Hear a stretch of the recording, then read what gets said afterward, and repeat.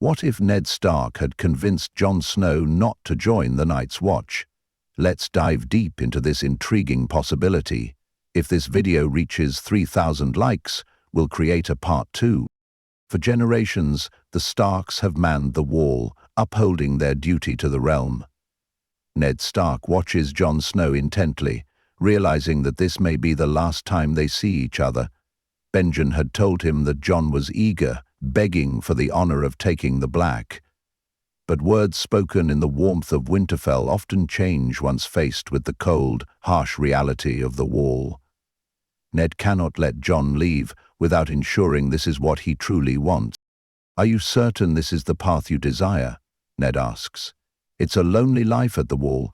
Winterfell will always be your home." Jon hesitates, his grip tightening. "With all due respect, Father, it doesn't feel like home without you. The wall is a place where I can rise, earn my own respect." "It's not the only place you can earn respect," Ned counters. "If you're concerned about your place in the world, I wouldn't mind having you by my side in the capital." Jon looks up, surprised. "Really?" "But be warned," Ned continues, his expression darkening. "King's Landing is not Winterfell. It is a harsh place, and from what I hear, it's only grown worse. A bastard, especially a Stark bastard, may not be well received there." Jon straightens. "A few harsh words don't bother me, Father. If words were all I feared, I would have asked you to join me far sooner," Ned says. "There are dangers even I struggle to face. Rumors, plots, treachery. If you come with me, there may come a time when I cannot protect you or your sisters." His gaze is heavy, the weight of his responsibility apparent. "If that happens, do you promise to keep them safe?" Jon nods without hesitation. "I swear it." Ned soon informs Benjen of Jon's decision. Though disappointed to return to the wall alone, Benjen is relieved.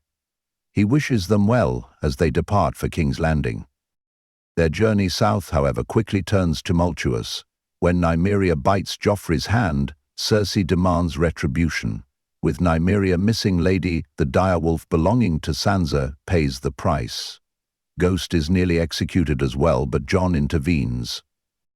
"A bastard should know his place," Cersei sneers, "and know how to address his queen." Jon's voice is steady, "And a queen should know that this direwolf is here to protect my father. Would you have the hand of the king stripped of his own protection?" Robert Baratheon, amused, laughs. "The boy has you there, wife. This wolf had no part in the attack. You will have your pelt. Be grateful for that much." He turns his gaze to Jon. "As for you, boy, keep that beast far from my wife if you value its life." Jon bows. "It will be done, your grace." Lady is lost, but Ghost is spared.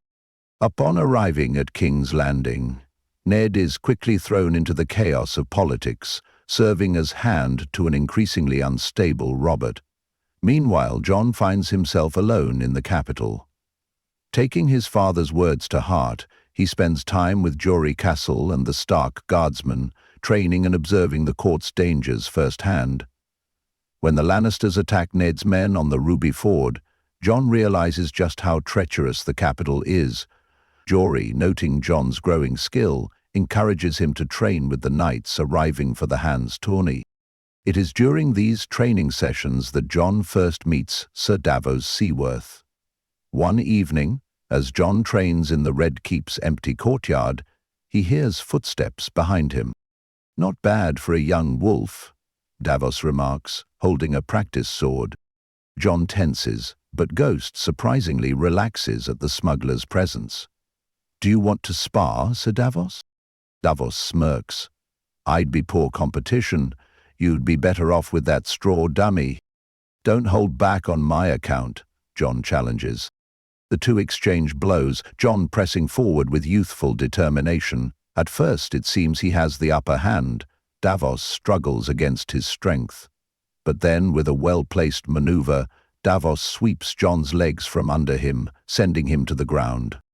"That wasn't fair," Jon grumbles. "You expected a smuggler to play fair, boy?" Davos chuckles. "Fair doesn't matter in a fight for your life. Knights swing swords and play at honor, but real battles are about surviving. Do you think those who fight for crowns and gold care about honor? My father does, Jon says firmly. Davos nods, a hint of respect in his eyes. Aye, your father is an odd bird. No wonder he and Lord Stannis get along. The mention of Stannis catches Jon's interest, and as the days pass, he begins to spend more time around the man. The two share a similar outlook, both outsiders in a city of flatterers and schemers. Stannis, however, is not in King's Landing merely for the tournament. He and Ned are quietly investigating something that could change everything. One night, Jon is summoned to a private meeting with Stannis and Melisandre. The Red Woman studies him with an unsettling gaze before speaking. I have seen it in the flames, Lord Snow. A war like no other, the last war, and you shall have your part to play. Jon stares at her, unsettled. Stannis elaborates, revealing what he and Ned have uncovered, the truth of Joffrey's parentage. The boy is no son of Robert's. He is the bastard of Jaime and Cersei Lannister.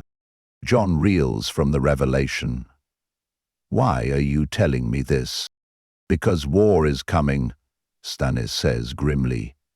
Your father may believe he is protecting you by sending you north, but no place will be safe when this begins. Jon struggles to process the information, but the days that follow only confirm the growing chaos. When his father is wounded in a street ambush, Jon refuses to leave his side.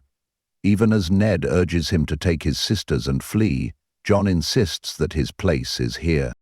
Then the worst happens. King Robert returns from his hunting trip, gravely wounded. On his deathbed, he names Ned the protector of the realm, to serve as regent until Joffrey comes of age. But Cersei has no intention of honoring those words. The moment Ned presents Robert's decree, Cersei tears it apart. Protector of the realm? Is this meant to be your shield, Lord Stark? A piece of paper? The king's words are law, Ned insists. We have a new king now, she retorts. Swords are drawn. The king's guard moves to seize Ned, but before they can, Stannis steps forward, his own men at his side. The chamber erupts into chaos, and Jon Snow finds himself at the heart of a war that will change Westeros forever. What happens next? Let us know if you want a part 2. By the time Jon and Barristan arrive, the mountain has already carved a foothold, his men surging up the ladders behind him. Wasting no time, they attack. Barristan is the first to reach the mountain, swinging his sword with precision. The old knight ducks under a brutal strike and moves in close, his blade flashing against a dozen weak points in the mountain's armor in mere breaths. Gregor Clegane shoves back, but Jon rushes to Barristan's side, striking wherever an opening appears. He does not fully engage the mountain, instead allowing Sir Barristan to lead the fight. Sir Gregor roars, sweeping his massive sword in a wide arc, but Barristan moves with the grace of a man a third his age, dodging each blow with practiced ease and countering with methodical strikes. Though he cannot breach the mountain's thick armor, he finds weak points, landing several precise attacks. One strike slips under Gregor's armpit, drawing a bellow of pain. Jon circles, waiting for his moment. He watches as Barristan ducks under another heavy swing and slashes the mountain's thigh, drawing blood. Enraged, Gregor retaliates with a brutal overhead strike. Barristan barely sidesteps, but the blow's edge catches his shoulder, splitting his armor and drawing blood. Jon intercepts the next strike meant for Barristan, their swords clashing in a deafening impact that jars Jon's arms and nearly sends him tumbling. Gritting his teeth, he fights with strategy, feinting high before diving low, slashing at the mountain's injured leg. The strike lands and Gregor staggers. Barristan, despite his wound, lunges forward, driving his sword into the mountain's side. Gregor swats at him like an insect, sending the old knight sprawling, but the wound is deep, the mountain's movements slow, his strength faltering. Now it is Jon's turn.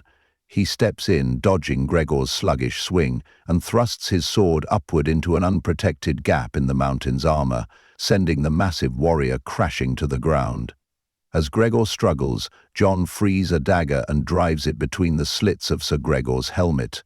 The mountain convulses, then goes still. Breathing hard, Jon looks to Barristan, who, despite his own injuries, nods in approval. "Well fought, Snow," the knight acknowledges. But there is no time for relief. Gregor's men surge forward, and Jon moves swiftly, positioning himself in front of the wounded Barristan. He fends off multiple attackers, cutting them down as they come. Just as the situation grows dire, Theorist arrives with reinforcements. Suddenly, a horn blares from the distance, a sharp, triumphant call. Jon glances up to see banners cresting the hill behind the Lannister lines, stags on golden fields. A new force crashes into Tywin's rear lines, throwing the Lannister army into chaos. The defenders on the walls erupt in cheers as the Lannister soldiers begin to waver. "Now's our chance. We must lead the charge and break them while they're reeling," Jon shouts. "No, you've done your duty," Theorist insists. "Protect your Lord Commander." But Jon will not stay behind. He hurries down, mounts a horse, and seizes the king's banner. Raising it high, he signals for the defenders to charge. Ghost runs by his side, leaping onto the first rider and knocking him clean off his horse. The battle erupts in full fury as Jon's troops collide with Tywin's forces. The clash is brutal but short-lived. Stannis' cavalry crush the Lannister reserves. Though outnumbered, the sheer force of the attack sends Tywin's army into a panicked retreat. The battlefield is soon littered with the dead. The Red Keep still stands. As Jon surveys the aftermath, he finds Stannis among the survivors. The Baratheon king explains that after gathering his levies on Dragonstone, he saw that King's Landing was already under siege. Instead of marching directly to the city, he led his forces to Duskendale, attacking Tywin from the rear. But victory, Stannis acknowledges, came from Jon's swift decisions. It was his leadership in the heat of battle that allowed them to capitalize on the surprise assault. Now, Tywin's remnants are being pursued by Roose Bolton's forces. The two Kingsguard knights praise Jon's valor, and even Stannis, though reserved, offers a nod of approval. Back at the Red Keep, Jon is greeted by his sister, who embraces him tightly, relieved to see him alive. But amid the celebrations, a question looms over them all. Who shall rule? Jon Arryn steps forward, his expression grave. "If what I say is true, then by all rights I should be king." "Not all," Ned Stark interjects. "There is another matter to consider." His voice carries weight, silencing the room, the final son of the Silver Prince. "Aegon is dead," Stannis says, shaking his head. "Not his children by Elia." Ned meets Stannis' gaze. "Rhaegar had one more son, with my sister." He takes a steady breath. "A boy I have sheltered for the last 15 years. Jon Snow, son of Rhaegar and Lyanna." The room is deathly silent. Then Stannis scoffs. "You expect me to believe this claim? To pass up my right? What proof do you have?" "Howland Reed bore witness to all that happened," Ned replies, "but I admit I have no proof beyond my word." His expression remains steady. "Yet you know me as an honorable man. I would not fabricate such a claim." From the corner, Melisandre steps forward, eyes blazing with conviction. "I have seen this in my fires." Her voice is firm, absolute. "The vision was unclear before, but now I see it plainly. He shall face the great other." She turns to Stannis. "You once believed that claim was meant for you." Stannis stiffens. "I see you as well, Your Grace," she continues, softer now. "You stand beside him, leading his armies, but he is Azor Ahai, the last son of Rhaegar Targaryen." The weight of her words sinks into the room. Slowly, Ned Stark eases himself to one knee. His men follow, kneeling in solemn silence. Sir Barristan and Sir Aris exchange glances before kneeling as well. Lastly, Stannis gives a slow, reluctant nod and kneels. "You have a difficult path ahead, King Snow." Stannis's voice is low but firm. "I do not envy your position." In the days that follow, the remaining Lannisters are captured, leaving Cersei, Tywin, and Jaime in chains. Robb Stark and his forces arrive to greet the new king, stunned to see Jon atop the Iron Throne. But instead of kneeling, Robb steps forward and embraces his brother. "I am proud to serve," he declares. The North and Riverlands follow suit, kneeling before their new king. And so, a new chapter begins. Westeros is a land filled with endless stories and possibilities, and we love exploring them. If you wish to continue this journey across the Seven Kingdoms and beyond, please like, share, and subscribe to our channel.